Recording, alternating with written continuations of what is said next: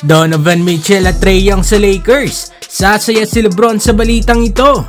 So matapos nga ang first round exit ng Los Angeles Lakers sa NBA playoffs ngayon, ay unti-unti na ngang gagawa ng mga moves at plano para magpalakas nga sa darating na off-season.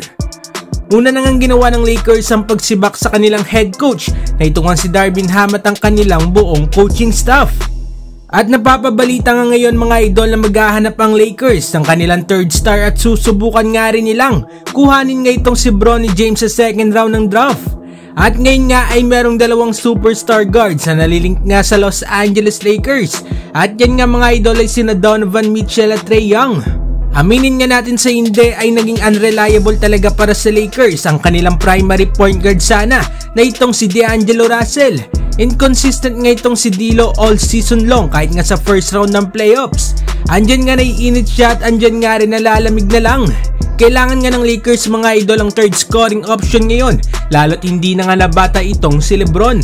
At sa lagay nga ni D'Lo ay hindi pa nga siya babagay na maging complementary player beside LeBron and AD. Isa nga sa mga kailangan ng Lakers ay ang tulad nga ni Trae Young, isang high IQ player at may tuturing nga rin na shooter.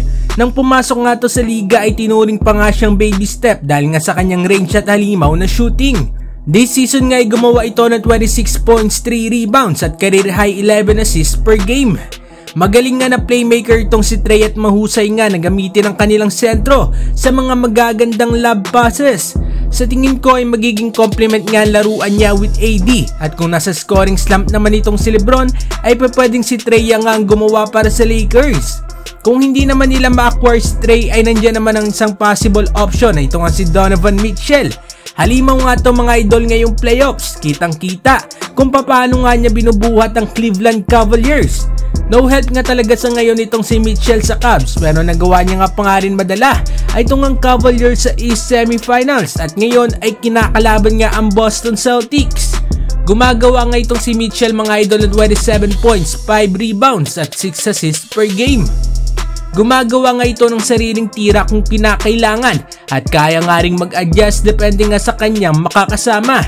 With AD and LeBron ay mas gagaan ang kailangan gawin ni Mitchell at ganun nga rin itong sina LeBron at AD with Mitchell nga sa Los Angeles Lakers.